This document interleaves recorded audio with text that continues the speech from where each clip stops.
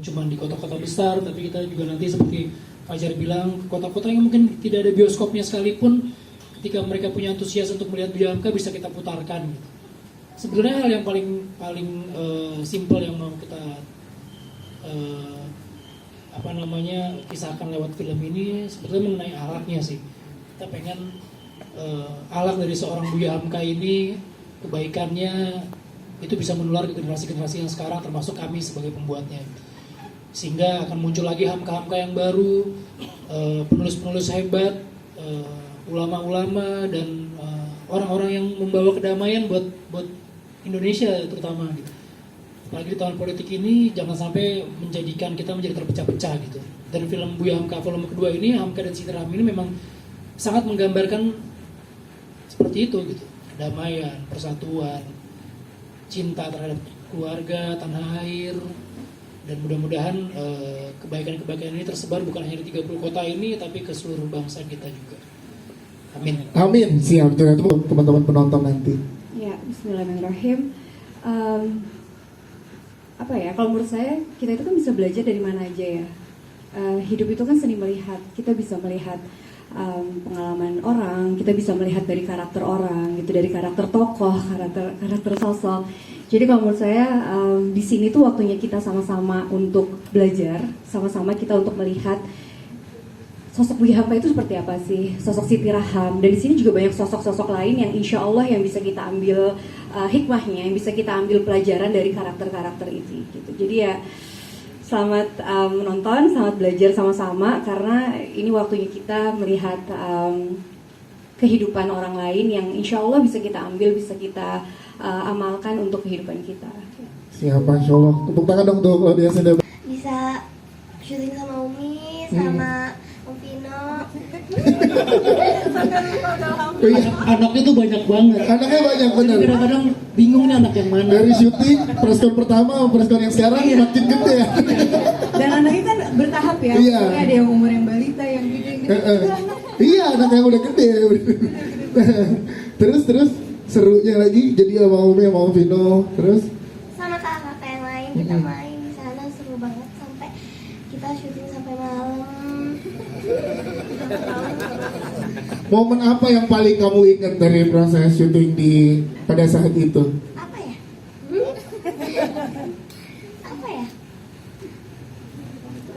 Sampai malam tapi kamu nggak capek tuh atau gimana gitu sama Om Fajar ngobrolnya? Itu 5 tahun lalu. 5 tahun lalu ya? Iya bener. Berapa coba? Iya.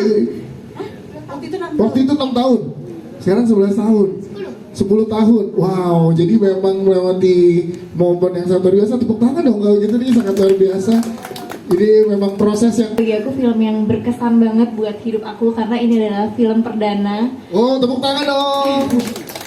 Dan aku happy banget karena film pertama tapi bisa bersanding bermain sama kakak-kakak yang udah jauh senior di atas aku. Dan syuting di Tegal, syuting di Jakarta itu seru banget sih. Mana itu syutingnya pas lagi bulan puasa, seru banget pengalaman-pengalaman di sana. Bisa belajar, bisa kenal banyak teman. Dan itu syutingnya waktu aku masih SMA atau SMP kalau nggak salah. Dan sekarang aku udah kuliah semester 5. Tapi ini adalah film yang bener-bener aku tunggu banget karena bener-bener bikin aku bangga dan pastinya menjadi pengalaman terbaik buat aku. Oke, tepuk tangan dong. Ya, sebenarnya di sini karakter yang Soekarno yang ada di sequel yang kedua ini gimana ya? Pasti banyak orang yang sebel jadinya gitu loh. Tapi kan itu katanya.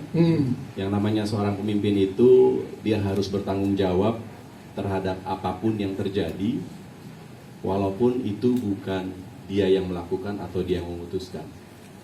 Jadi ya silahkan ditonton saja. Mudah-mudahan bermanfaat dan kita bisa menjadi lebih baik di kehidupan selanjutnya dan Indonesia bisa menjadi lebih maju dan penuh akan cinta.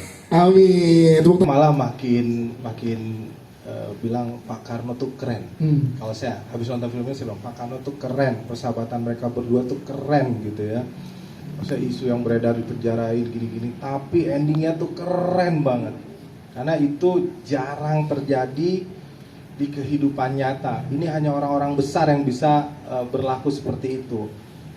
Saya bilang sama beliau ya, kalau saya dikasih kesempatan lagi, saya mau bikin film tentang hari-hari terakhir Bung Karno. Amin, amin, Kalau amin, saya, karena saya habis syuting sama beliau, terus baca bukunya Hamka, baca tulisannya Hamka tentang peristiwa yang terjadi di dirinya dia, Ya. apa yang terjadi di era pemerintahan Soekarno itu, beliau itu makin bersyukur kepada Allah. Jadi apa yang terjadi di hidupnya beliau itu pasti yang terbaik dari Allah. Dan Hamka dan Soekarno mengajarkan kita bagaimana caranya saling memaafkan, ya nggak perlu gengsi. Lihat wasiat terakhirnya Bung Karno apa? Beliau pengen disolatin sama Buya Hamka. Ya. Secara diimami sholat jenazahnya sama Buya Hamka. Ya. Secara tidak langsung, ya dia mau bilang ulama paling oke, paling keren di Republik Indonesia ini, saya pengennya disolatin sama dia, dan itu Buya Hamka. Itu kan keren banget. Hah? Buya Hamka. Ya, Buya Hamka.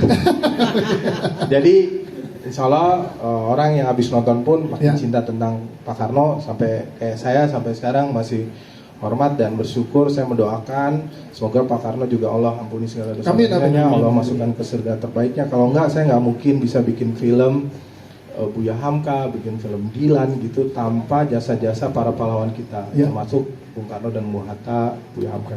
Siap, terima kasih Mas Fajar, thank you.